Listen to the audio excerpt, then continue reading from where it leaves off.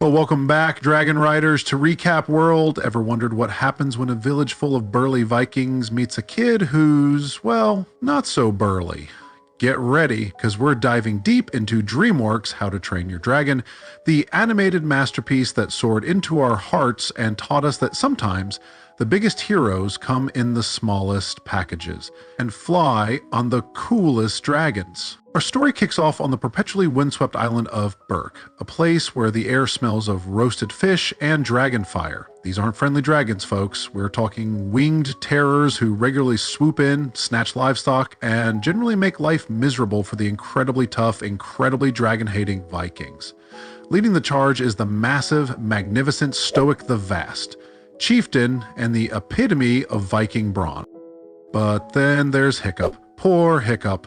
He's Stoic's son, but he's about as Viking as a garden gnome. Instead of swinging an axe, he's tinkering with gadgets in Gobber's blacksmith shop, much to the exasperation of basically everyone. Hiccup just wants to prove himself, to earn his dad's respect, and maybe, just maybe, take down a dragon. And boy, does he ever get his chance. During a furious dragon raid, Hiccup unleashes his latest contraption and, against all odds, brings down a legendary Night Fury, a dragon so elusive it's basically a myth. No one believes him, of course, so Hiccup ventures into the eerie forest, expecting to find a fearsome beast.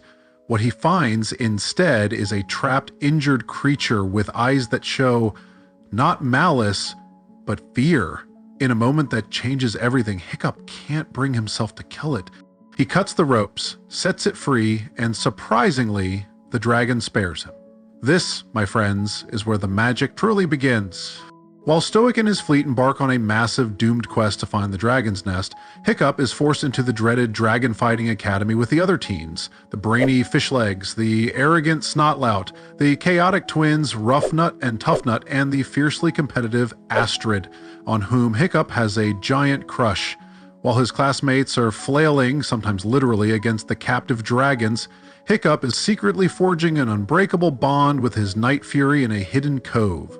He names him Toothless because of his retractable teeth, and in an incredible feat of engineering and friendship, designs a prosthetic tail fin and harness that allows them to fly together. Just imagine the pure, exhilarating joy of that first flight. Through Toothless, Hiccup starts to understand dragons not as mindless monsters, but as complex, intelligent creatures. This newfound knowledge makes him a natural at dragon training, effortlessly subduing the beasts while his peers watch in awe. Everyone's impressed, especially Astrid. Though her admiration is mixed with a healthy dose of suspicion, this leads to one of the movie's most iconic scenes. Hiccup takes Astrid on a breathtaking flight with Toothless, revealing his incredible secret. But their joyride takes an unexpected turn when Toothless is mysteriously drawn to the dragon's nest. What they discover there is horrifying. A colossal, terrifying dragon known as the Red Death. This monstrous queen forces smaller dragons to bring her endless amounts of food, or she eats them. Suddenly, the Viking attacks on Berk make sense. The dragons were just trying to survive. Astrid wants to spill the beans, but Hiccup, ever protective of Toothless, convinces her to keep their secret for now. The tension builds to Hiccup's final exam, where he's expected to kill a captive, monstrous nightmare.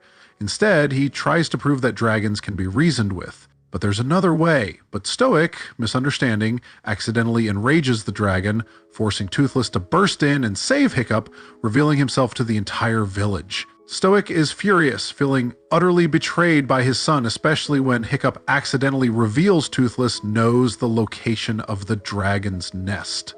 In a gut-wrenching moment, Stoic disowns Hiccup and sets off with Toothless to find the nest, leaving a heartbroken Hiccup behind. But our boy isn't down for long. Astrid, surprisingly, becomes his rock, making him realize that sparing Toothless wasn't weakness, but pure compassion. Reinvigorated, Hiccup rallies his friends, showing them how to befriend the training dragons. It's a quick, chaotic, but ultimately successful montage, and soon a team of unlikely dragon riders is soaring after their tribe. The final act is nothing short of epic. Stoic and the Vikings unleash the Red Death, and it's a disaster. The monster is too powerful.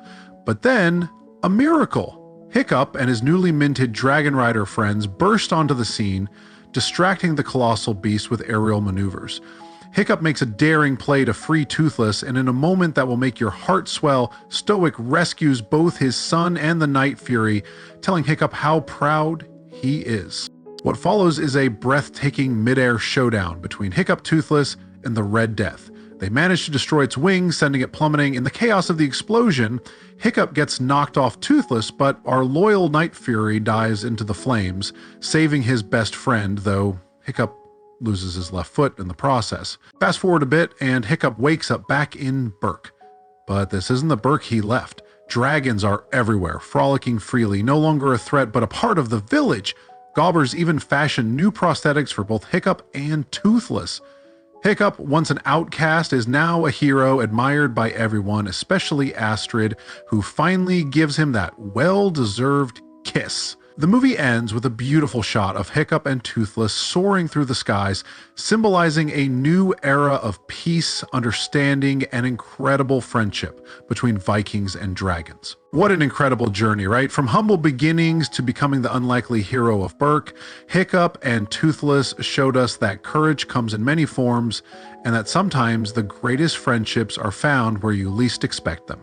If this recap made you want to revisit the magic, or if you're a longtime fan, let us know in the comments below. What's your absolute favorite scene or quote from How to Train Your Dragon? Don't forget to like this video if you loved soaring through this adventure with us, and subscribe to Recap World for more epic movie recaps that'll make you want to rewatch all your favorites.